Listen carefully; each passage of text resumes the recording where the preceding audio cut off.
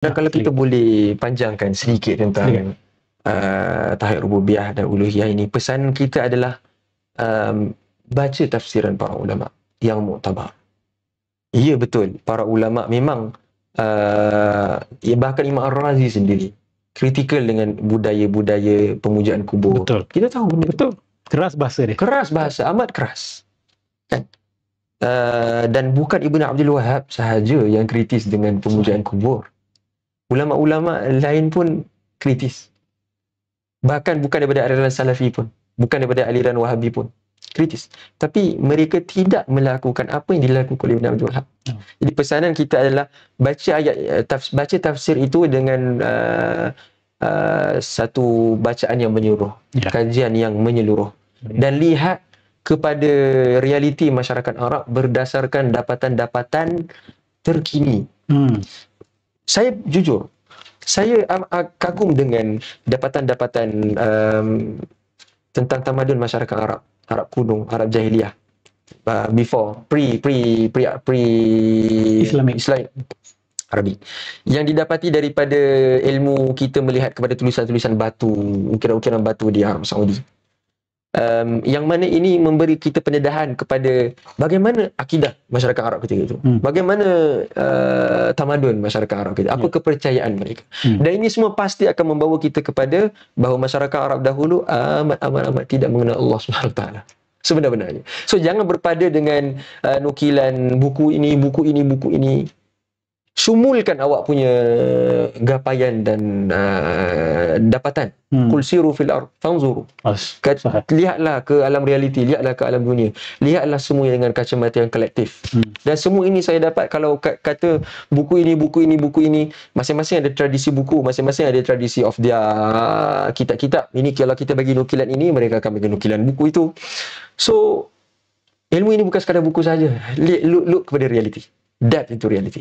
Sahih. Terima kasih Ustaz.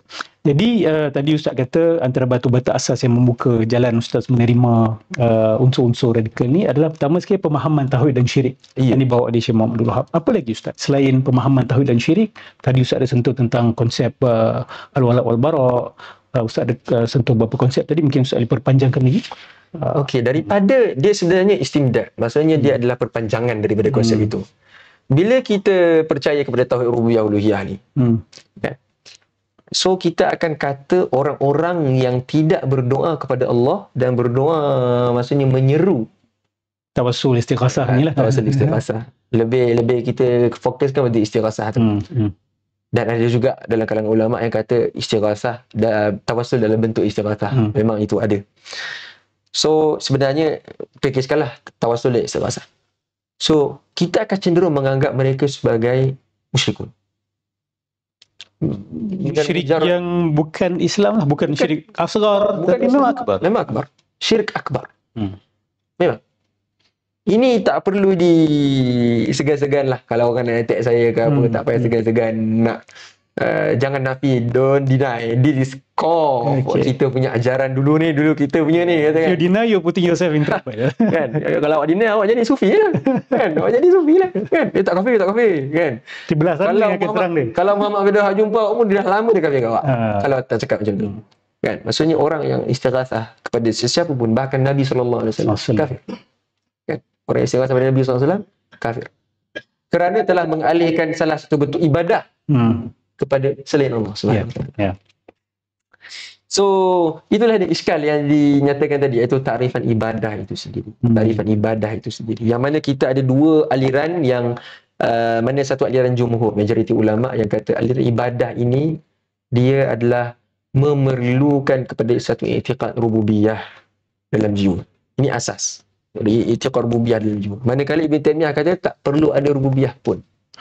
Tak perlu. Ini memang berpunca daripada apa yang ditakrirkan oleh Allamah Ibn Taymiyah. Ibn al-Taqiyyi Ibn Taymiyah. Memang ini sirak yang masyhur, satu perdebatan yang masyhur, antara dia dengan ulama zaman dia. Okey.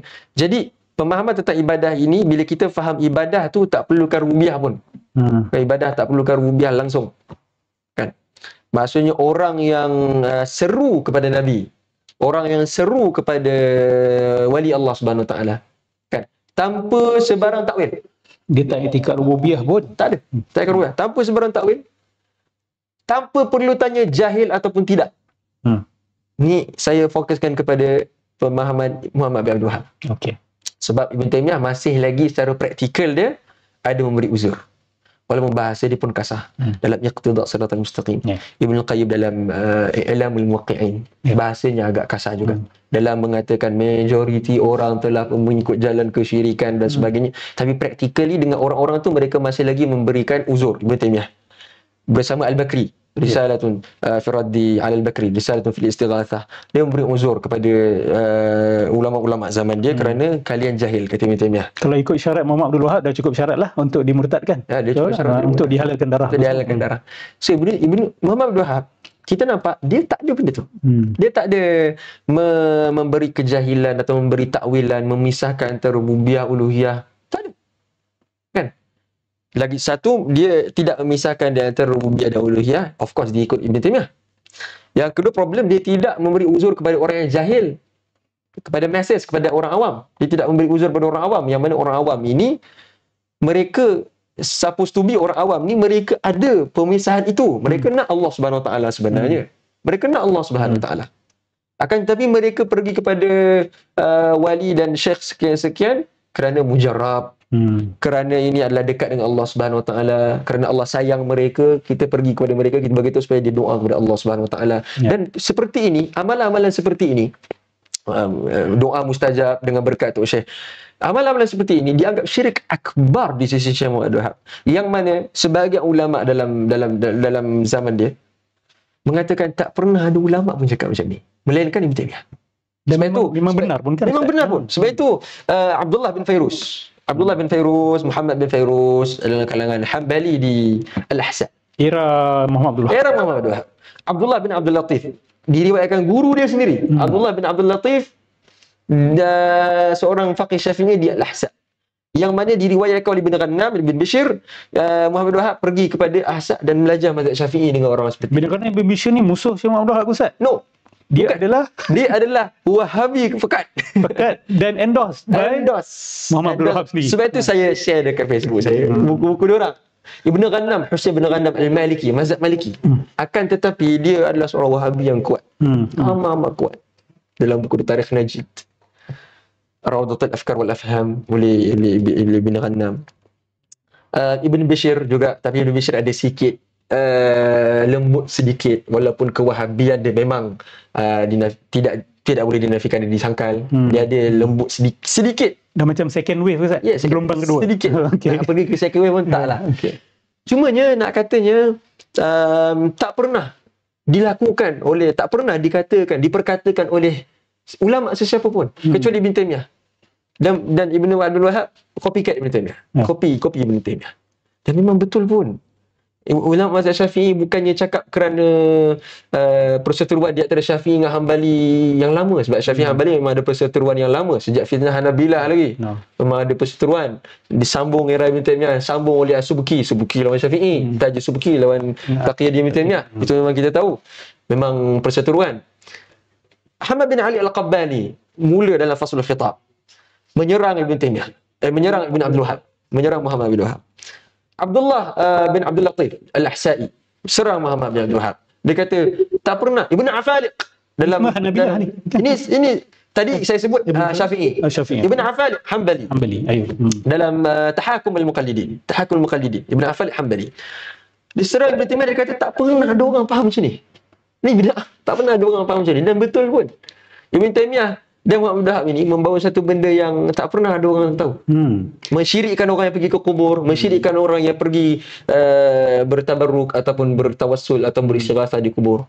Sedangkan Ibnu Qudamah Al-Maqdisi, seorang yang lagi tinggi martabat dalam mazhab Hanbali, dalam risalah fi tahrim an-nazar fi kutubil kalam. Ibnu Qudamah seperti mana kita tahu, dia adalah seorang mufawwid.